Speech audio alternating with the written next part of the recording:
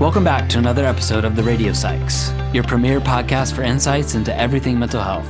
I'm Dr. Aaron Haddock. And I'm Dr. Rhonda Yu. We're psychologists who care about people and bringing science to practice. And we're so glad to have you join us. Please note that the information shared in this episode is solely intended for informational and entertainment purposes only and is not a substitute for professional medical or mental health advice, diagnosis, or treatment. Today's topic is self-compassion. Today, we're diving into the topic of self-compassion. Because, let's face it, the only person who's been with you through every questionable haircut and fashion choice is you. Oh, so we're not going to talk about that over one eye wave hairstyle you used to rock? Hey, it was the late 80s, and self-compassion means not judging past Aaron for idolizing Tony Hawk. Besides, I've seen the photos of you with your impressive fringe, sporting the biggest pair of jeans I think I've ever seen. Whoa. Historical revisionism. But seriously, folks, today we're going to talk about why it's so important to be kind to ourselves. It's like giving your mind a hug. Aaron, you hug your mind often? Every morning, I look in the mirror and say, "You're doing your best, champ," before my mind reminds me I'm talking to my reflection and not actually getting anything done. Okay, it's time to learn about loving the person you spend all your time with, you. And maybe forgiving yourself for those fashion and hair missteps along the way. This notion of self-compassion has come up in a number of our previous episodes, like the ones on stress management and mindfulness. That's right. And self-compassion is related to mindfulness. The psychologist and meditation teacher Tara Brach describes this metaphorically as the wings of acceptance. She writes that the two parts of genuine acceptance, seeing clearly and holding our experience with compassion, are as interdependent as the two wings of a great bird. Together, they enable us to fly and be free. Oh, I like that. Mindfulness allows us to be present with our experiences without judgment or trying to run away from them, to really see life as it is. And self-compassion brings in that element of kindness towards ourselves, to relate in a gentle and caring way to what we perceive, especially when our experiences are difficult or painful. When we combine these practices, we're not just aware of our struggles, we're also giving ourselves permission to be imperfect and still be worthy of love and kindness. That's exactly it. Kristen Neff, a leading researcher in this field, breaks self-compassion down into three critical components: mindfulness, self-kindness, and common humanity.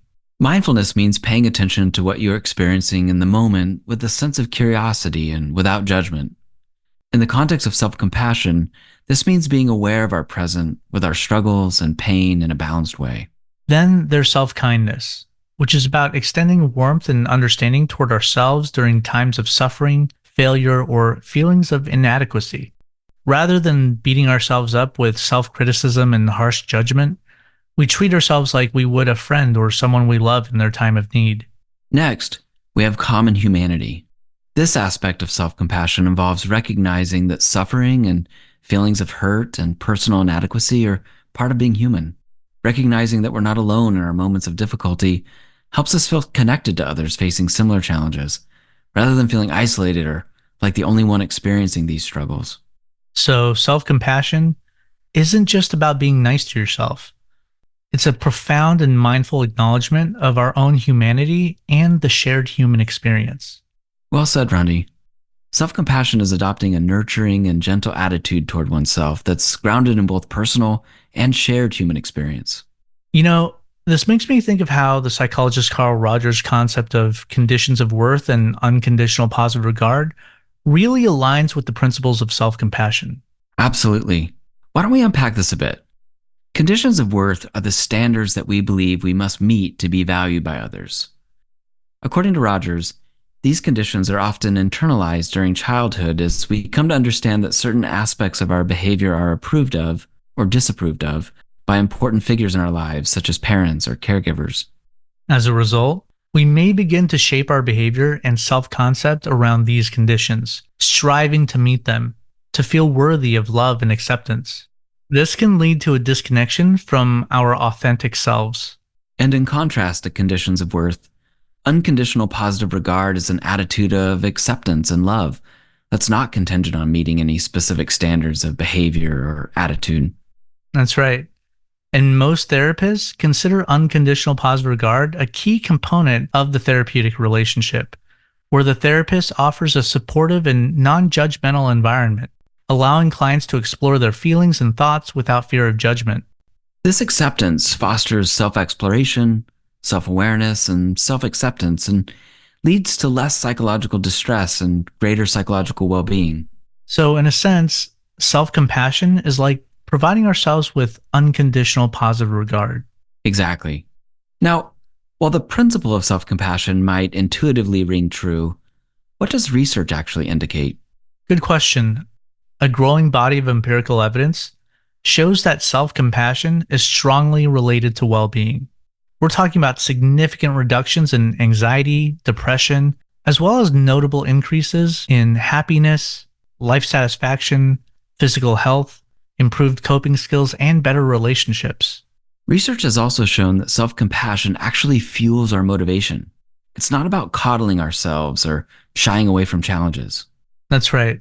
Self-compassion reduces the fear of failure and anxiety that can come with performance pressures and increases our resilience. Those with a self-compassionate mindset tend to view failure with a growth mindset as being part of the learning process, not a reflection of their worth as a person. In essence, offering ourselves kindness and support, especially through tough times, is a catalyst for growth, enabling us to thrive and tap into our fullest potential. I like what Neff has to say about this. She writes, self-compassion is a more effective motivator than self-criticism because its driving force is love, not fear. Love allows us to feel confident and secure, in part by pumping up our oxytocin, while fear makes us feel insecure and jittery, sending your amygdala into overdrive and flooding our systems with cortisol. And there's a growing body of neuroscientific research demonstrating how practices related to self-compassion can lead to changes in brain activity, especially in areas related to emotion regulation, empathy, and stress response.